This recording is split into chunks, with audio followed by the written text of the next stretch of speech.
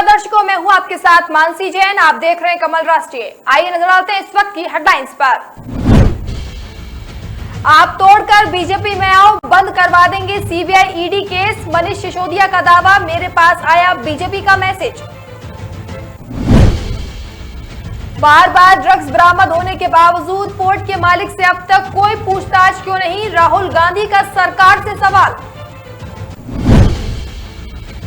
आपका बीजेपी पर गंभीर आरोप, कहा डिप्टी सीएम मनीष सिसोदिया को किया जा रहा है टारगेट।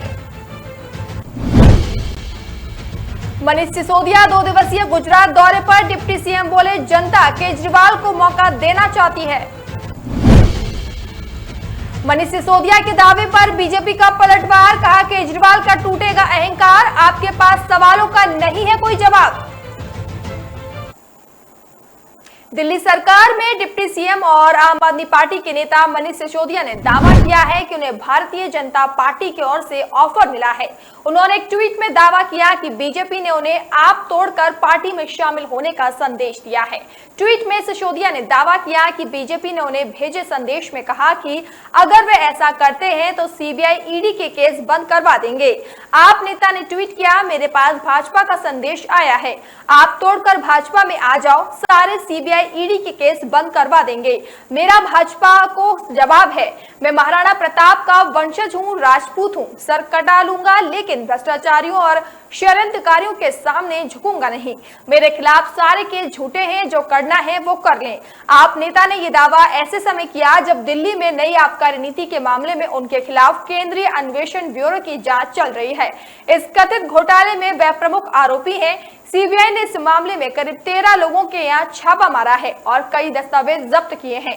बीजेपी का दावा है कि इस आबकारी नीति के जरिए आम आदमी पार्टी ने अपने करीबियों को फायदा पहुंचाया, जिसके चलते दिल्ली सरकार के आर्थिक नुकसान हुआ है। दिल्ली बीजेपी के चीफ आदर्श गुप्ता ने रविवार को एक प्रेस वार्ता में आप नेता पर गंभीर आरोप लगाते हुए कहा था, स्वतंत्र भारत में पहली बार ये देखा गया कि वही शिक्षा मंत्री हैं और वही शराब मंत्री हैं।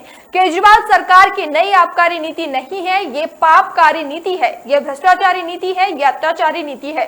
वहीं बीजेपी प्रवक्ता गौरव भाटिया ने कहा कि आज अरविंद केजरीवाल मॉडल का मतलब ISI मार्क की गारंटी से ज्यादा बड़ी guarantee Arvind Kejriwal corruption guarantee.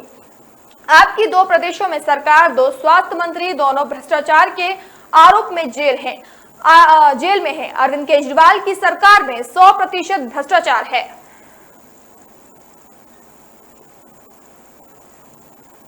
Congress के पूर्व अध्यक्ष और सांसद राहुल गांधी ने गुजरात में फैल रहे ड्रग्स केस के कारोबार को लेकर प्रधानमंत्री नरेंद्र मोदी पर जोरदार हमला बोला है। दरअसल पिछले कुछ महीने के दौरान गुजरात में बड़े ड्रग्स सिंडिकेट का भंडाफोड़ हुआ है, जिसको लेकर बीजेपी विपक्ष के निशाने पर है। इसी को लेकर राहुल गांधी ने पीएम मोदी से 2 सवाल पूछे हैं।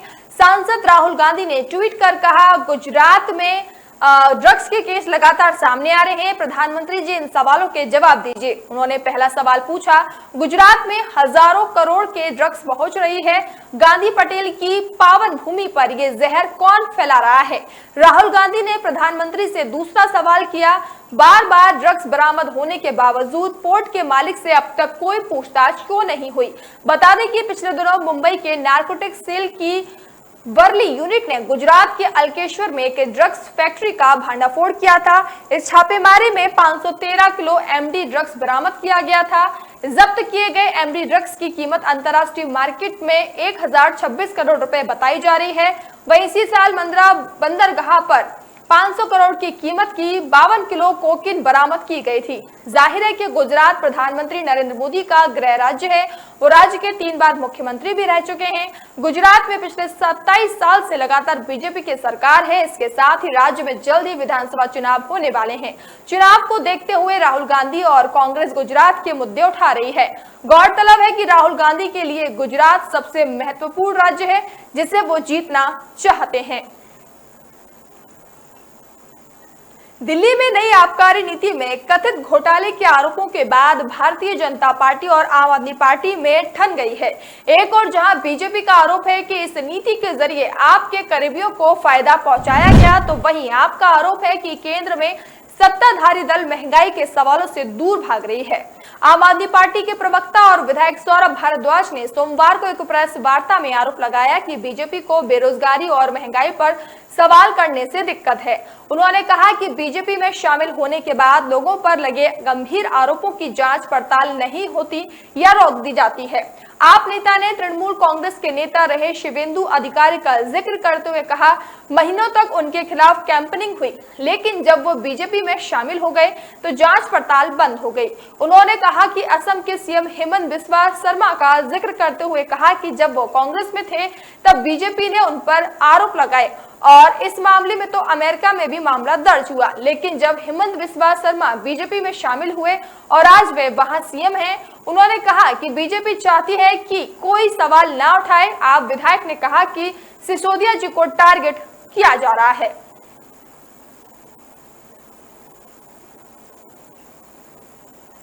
दिल्ली के मुख्यमंत्री अरविंद केजरीवाल और डिप्टी सीएम मनीष सिसोदिया सोमवार को 2 दिवसीय दौरे पर गुजरात में हैं। दोनों शीर्ष नेता वहां आम आदमी पार्टी से संबंधित गतिविधियों में शामिल हैं। इस बात की जानकारी खुद सिसोदिया ने देते हुए कहा, 2 दिन के लिए गुजरात जा रहा हूं। गुजरात निकलने से पहले मनीष सिसोदिया ने बीजेपी पर जमकर हमला भी बोला। गुजरात के 2 दिवसीय दौरे पर निकलने से पहले डिप्टी सीएम मनीष सिसोदिया ने यहां तक एक प्रेस कॉन्फ्रेंस को संबोधित किया। इस दौरान सिसोदिया ने कहा, जिस तरह से दिल्ली में शिक्षा, स्वास्थ्य, रोजगार पर काम हुए हैं, इसके साथ में महंगाई से लड़ने में दिल्ली के लोगों की मदद हुई है। उन्होंने पंजाब का भी जिक्र करते हुए कहा कि जिस तरह से पिछले 5 महीनों में पंजाब में तेजी से काम हो रहे हैं, इनसे प्रभावित होकर अब गुजरात की जनता भी अरविंद केजरीवाल को एक मौका देना चाहती है। मनीष सिसोदिया ने कहा कि मुख्यमंत्री के साथ मैं भी 2 दिन के लिए गुजरात दौरे पर जा रहा हूं। वहां जाकर हम जनता से अपील करेंगे कि 27 साल में भारतीय जनता पार्टी शिक्षा, स्वास्थ्य के लिए कुछ भी नहीं कर पाई है। इसके साथ ही वहां की बीजेपी सरकार महंगाई और रोजगार के लिए कुछ नहीं कर पाई है। सीबीआई जांच का सामना कर रहे आप नेता ने कहा, गुजरात के लोग एक मौका अरविंद केजरीवाल को दें। हम 5 साल में वो करके दिखाएंगे जो गुजरात के लोगों ने बीजेपी के 27 साल के शासन में नहीं देखा होगा। हम इसके लिए वहां जा रहे हैं।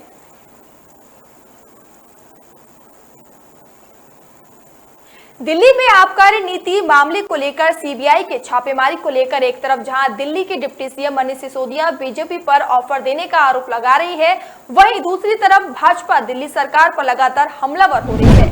इसी कड़ी में भाजपा के राष्ट्रीय प्रवक्ता गौरव भाटिया ने प्रेस वार्ता कर मुख्यमंत्री अरविंद केजरीवाल पर जमकर निशाना साधा।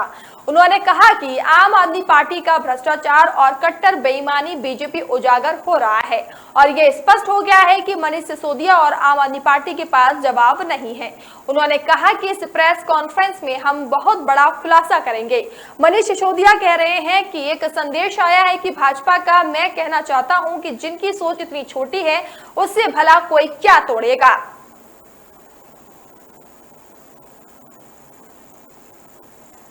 फिलहाल वक्त तो चला एक छोटे से ब्रेक का। ब्रेक के बाद जल्द हाजिर होंगे।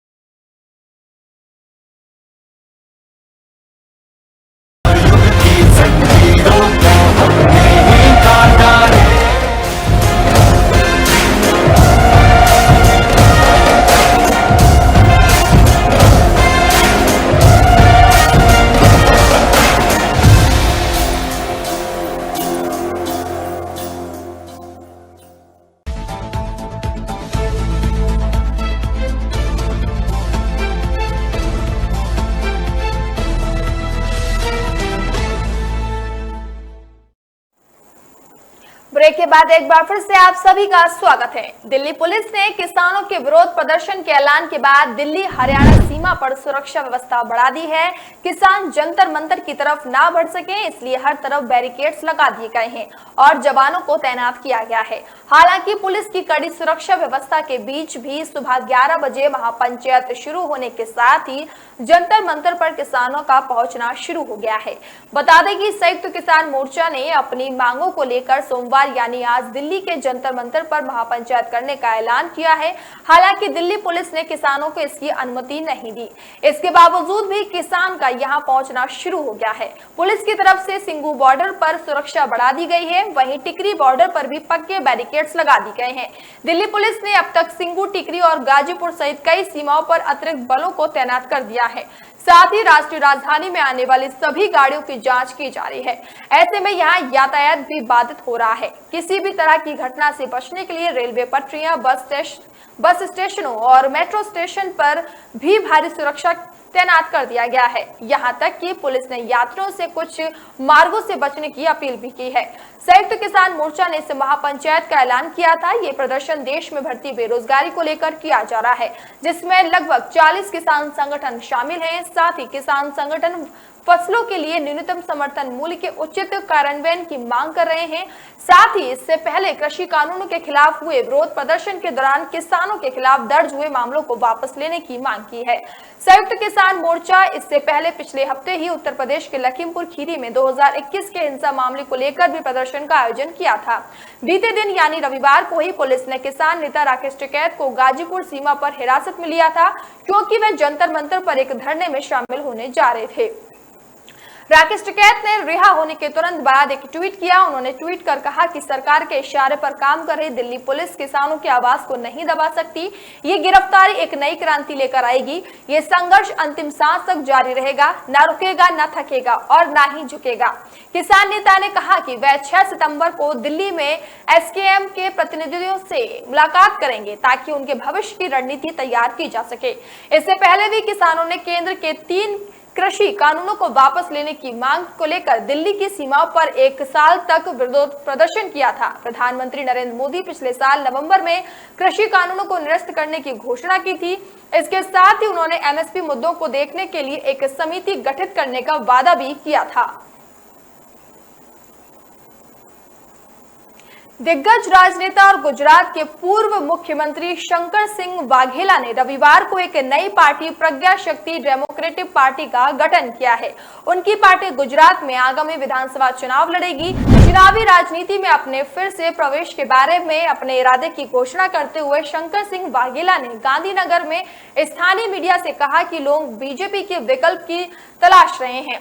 मेरे लिए बीजेपी, कांग्रेस और आप के दरवाजे बंद हैं, इसीलिए मैंने प्रज्ञा शक्ति डेमोक्रेटिक पार्टी शुरू करने का फैसला किया है।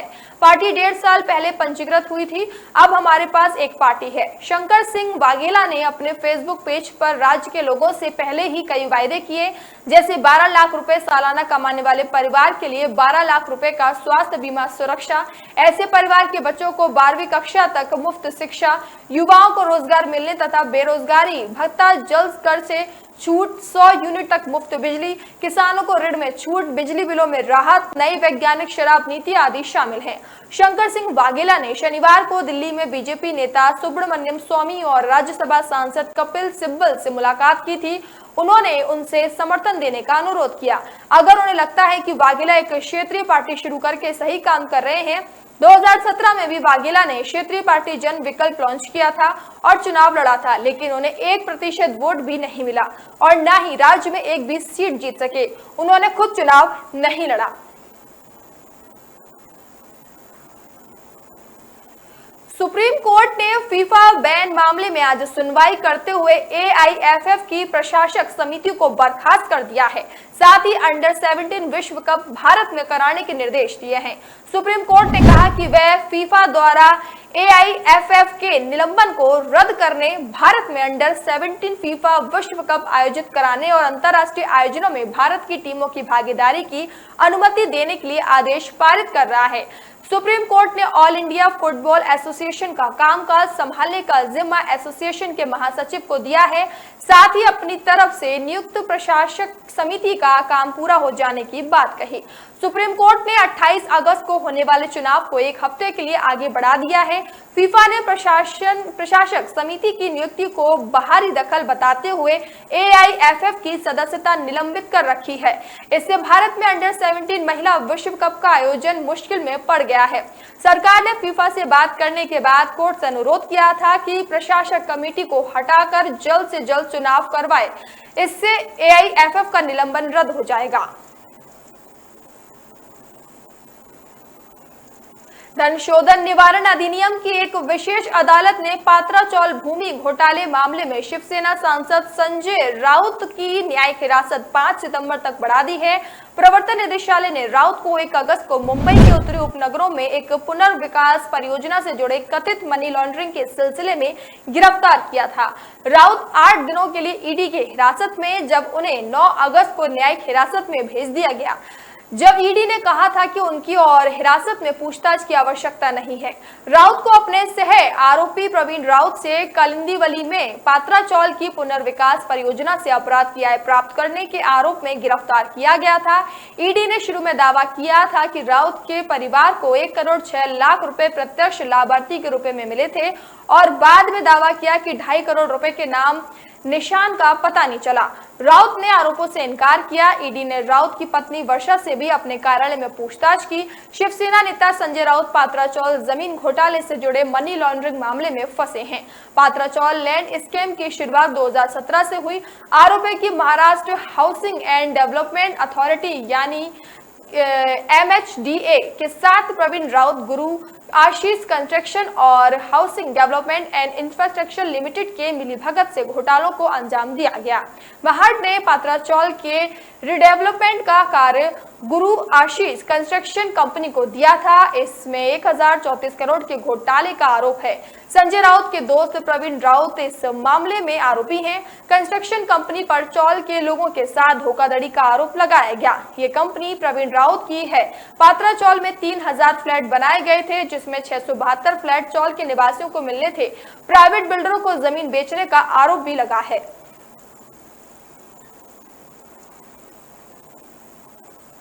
गुजरात के साबरकांठा जिले से कांग्रेस के पूर्व विधायक महेंद्र सिंह बारिया ने पार्टी से इस्तीफा दे दिया है और वे राज्य में सत्तारूढ़ बीजेपी में शामिल होंगे। प्रांतिल विधानसभा सीट से पूर्व विधायक बारिया ने रविवार को कहा कि वे सोमवार को बीजेपी के गांधीनगर स्थित कमलम मुख्यालय में पार्टी में शामिल होंगे। बारिया ने 2012 में बीजेपी के जयसिंह चौहान को हराकर प्रांतिल सीट जीती थी, जबकि 2017 में वे बीजेपी के गजेंद्र सिंह परमार से 2551 मतों के अंतर से चुनाव हार गए थे। बारिया ने कहा कि मैं 2012 और 2017 के बीच विधायक था। कांग्रेस में गुटबाजी के कारण मैं 2017 में हार गया। मैंने पार्टी नेतृत्व को इस बारे में बताया और उनसे नुकसान को रोकने के लिए कदम उठाने का अनुरोध किया, लेकिन इसके लिए पार्टी की कोई नीति नहीं है। दरअसल पार्टी के कुछ वरिष्ठ नेता ऐसी ही चीजों में शामिल हैं। बारिया ने प्रधानमंत्री नरेंद्र मोदी की प्रशंसा की और कहा कि बीजेपी नीति सरकार ने उनके क्षेत्र में विकास के लिए काम किया है। पूर्व विधायक ने कहा कि विकास पर जोर होने के कारण वे सत्तारूढ़ दल में शामिल होंगे। कांग्रेस के 2 वरिष्ठ नेताओं और राज्य के पूर्व मंत्रियों के सत्तारूढ़ दल में शामिल होने के कुछ ही दिनों बाद बारिया बीजेपी की प्रदेश इकाई के प्रमुख CR पाटिल की मौजूदगी में पार्टी में शामिल होंगे। वर्ष 1988 से 2006 के बीच गुजरात से 3 बार कांग्रेस के राज्यसभा सदस्य रहे। राजू परमार और मेहसाणा की विजापुर विधानसभा सीट से 3 बार के विधायक नरेश रावल 17 अगस्त को बीजेपी में शामिल हुए। कांग्रेस विधायक और आदिवासी नेता अश्विन कोटवाल 3 मई को बीजेपी में शामिल हुए थे।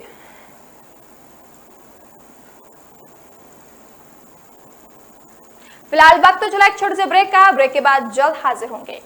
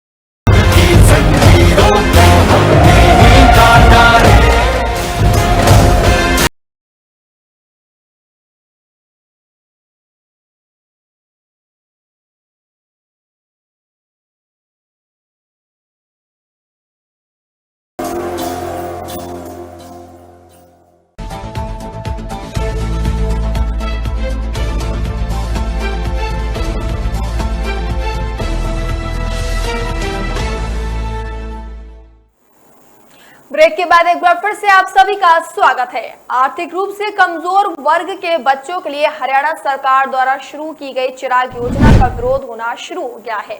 ऐसे में आम आदमी पार्टी ने सरकार को चेतावनी दी है कि अगर कोई मिडिल या हाई स्कूल बंद रहता है तो वह राज्य सरकार के खिलाफ आंदोलन शुरू करेंगी। हाल ही में राज्य सरकार द्वारा आसपास के स्कूलों में मर्ज के लिए लगभग 20 से कम छात्रों और 25 छात्रों वाले 105 सरकारी माध्यमिक और उच्च विद्यालयों की पहचान की गई थी। आप नेता और पार्टी के उत्तर क्षेत्र की संयोजक चित्रा सरवारा ने कहा कि सरकार ने दावा किया कि वह छात्रों की संख्या कम होने के कारण स्कूलों को मर्ज किया जा रहा है। हालांकि हम सरकार से स्कूलों में छात्रों की गिरती संख्या के पीछे का कारण पूछना चाहते हैं। शिक्षकों की कमी और खराब बुनियादी ढांचे के कारण छात्र सरकारी स्कूलों को छोड़कर निजी स्कूलों में दाखिला लेने को मजबूर हैं। आगे उन्होंने कहा कि सरकार ने निजी स्कूलों में सरकारी स्कूल के छात्रों को प्रवेश दिलाने के लिए चिराग योजना शुरुआत की थी। सरकार इन छात्रों को पढ़ाने के लिए निजी स्कूलों की फीस भी आपूर्ति करेगी। ये एक सुनियोजित साजिश का हिस्सा है। सरकारी स्कूल बंद होने के बाद ये योजना भी वापस ले ली जाएगी। आरोप है कि ये योजना शिक्षा के निजीकरण की ओर एक बढ़ता हुआ कदम है। इस योजना से हजारों सरकारी स्कूल बंद हो जाएंगे। सरकार स्कूलों की दशा सुधारने की बजाय व खाली पड़े शिक्षकों के पदों को भरने की बजाय सरकारी स्कूलों के बच्चों को पैसे देकर प्राइवेट स्कूल में पढ़ाएगी। सरकारी स्कूल धीरे धीरे बंद हो जाएंगे।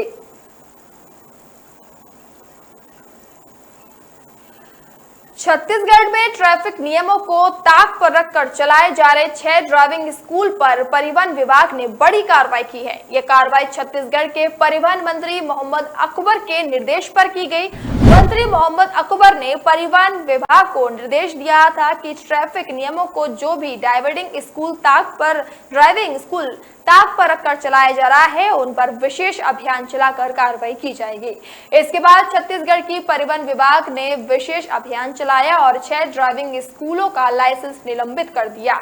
परिवहन विभाग से मिली जानकारी के मुताबिक ये कार्रवाई रायपुर, बिलासपुर, राजानंदगांव, मुंगेली, सरगुजा और कोरबा जिले में से ड्राइविंग स्कूल की निलंबित किए गए हैं। परिवहन विभाग की ओर से यह अभियान आगे भी जारी रहेगा और प्रशिक्षण के कुशल संचालन संबंधी प्रक्रिया का पालन नहीं करने वाले ड्राइविंग स्कूलों के खिलाफ कठोर से कठोर कार्रवाई की जाएगी। इस संबंध में परिवहन विभाग की तरफ से आम जनता से अपील की गई है कि वह अपने क्षेत्र के अंतर्गत ऐसे किसी भी ड्राइविंग स्कूल या सेंटर के बारे में परिवहन मुख्यालय और संबंधित क्षेत्र परिवहन या जिला परिवहन कार्यालय को सूचित कर सकते हैं। परिवहन विभाग की ओर से इस अभियान के तहत 20 जुलाई से अलग अलग जिलों के 6 ड्राइविंग स्कूलों के खिलाफ कार्रवाई की गई है। इनमें रायपुर जिले के नेशनल ड्राइविंग स्कूल रायपुर को स्पष्टीकरण जारी किया गया। नेशनल ड्राइविंग स्कूल रायपुर की तरफ से निर्धारित पते से अन्यत्र पते का स्कूल का संचालन किया जा रहा है। इसी तरह रायपुर जिले के अंतर्गत ही Indian motor driving school Raipur को अवैध ढंग से संचालन के कारण 4 अगस्त को स्पष्टीकरण जारी किया गया। इसके अलावा परिवहन विभाग की तरफ से Tej Singh motor driving school Bilaspur, Naya Savera driving school Rajnandgaon, GKF motor driving school Ambikapur और Baba motors Korba driving school के खिलाफ आवश्यक कार्रवाई करते हुए उन्हें निलंबित कर दिया गया है। परिवहन विभाग की ओर से इस राज्य में चलाए जा रहे विशेष अभियान के तहत 20 अगस्त को यात्रा वाहनों में निरीक्षण के दौरान स्पीड गवर्नर नहीं लगाए जाने के कारण 11 वाहनों से 21,000 रुपए का समन शुल्क और 4 वाहनों से 14,900 रुपए के समझौते शुल्क की वसूली की गई है।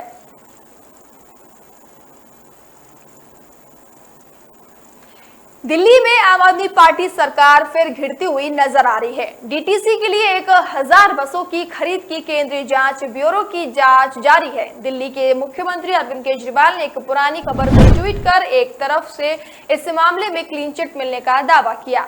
वहीं बीजेपी ने कहा कि 2021 में दर्ज की गई शिकायत पर अभी भी जांच जारी है। दिल्ली सरकार ने करीब 1000 लो फ्लोर बसें खरीदी थी। सीबीआई को 16 अगस्त 2021 को इस खरीद में कथित भ्रष्टाचार की शिकायत मिली थी। गृह मंत्रालय ने सीबीआई से इस मामले की जांच करने का अनुरोध किया था। दिल्ली के तत्कालीन उपराज्यपाल अनिल बैजल ने इस मामले को देखने के लिए 3 सदस्यीय पैनल का गठन किया था। गृह मंत्रालय के आदेश पर सीबीआई ने जनवरी 2022 में इस मामले की जांच शुरू की थी। दरअसल दिल्ली के मुख्यमंत्री अरविंद केजरीवाल ने रविवार शाम को एक खबर ट्वीट की थी। इस खबर में कहा गया कि डीटीसी बस खरीद मामले में केजरीवाल सरकार को राहत मिली है। खबर इस बात का उल्लेख है कि उपराज्यपाल की ओर से गठित जांच समिति ने केजरीवाल सरकार को क्लीन चिट दे दी है। खबर में कहा गया कि जांच समिति ने पाया कि टेंडर प्रक्रिया में कोई गड़बड़ी नहीं है। अरविंद केजरीवाल के इस ट्वीट के बाद दिल्ली बीजेपी के पूर्व अध्यक्ष और विधायक विजेंद्र गुप्ता ने एक ट्वीट किया। उन्होंने लिखा कि डीटीसी में 5,000 करोड़ रुपए के बस खरीद और रखरखाव घोटाले में सीबीआई ने प्राथमिकी दर्ज कर ली है। इस ट्वीट के साथ उन्होंने 2 कागज भी अटैच किए। इसमें एक केंद्रीय गृह मंत्रालय के अपर सचिव गोविंद मोहन की चिट्ठी है, तो वहीं दिल्ली के मुख्य सचिव विजय कुमार देव को लिखी इस चिट्ठी में इस मामले को सीबीआई जांच की सिफारिश का जिक्र किया।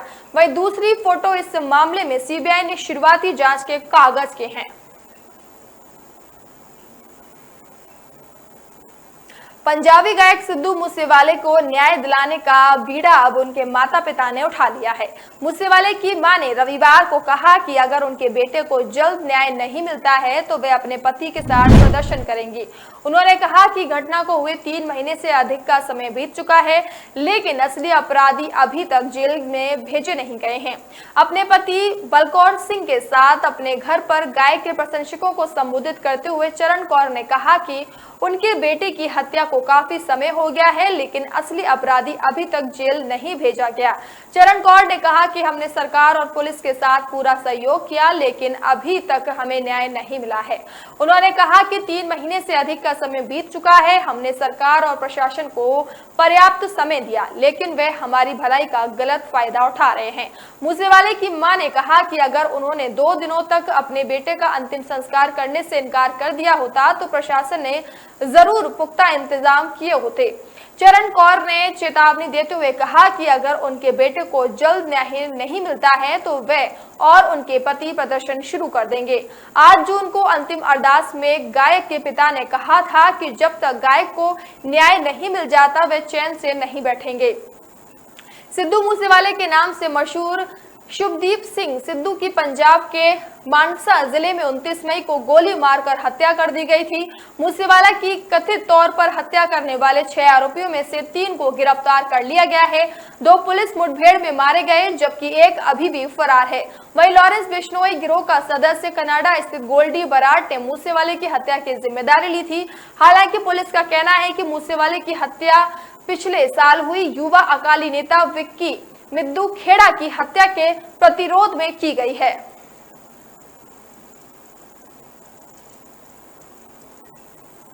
बिहार के नालंदा में दबंगाई का वीडियो सामने आया है। न सिर्फ घर पर चढ़कर लाठी डंडे से हमला किया गया, बल्कि हथियार से फायरिंग भी की गई। घटना परवलपुर थाना क्षेत्र के गांव की है।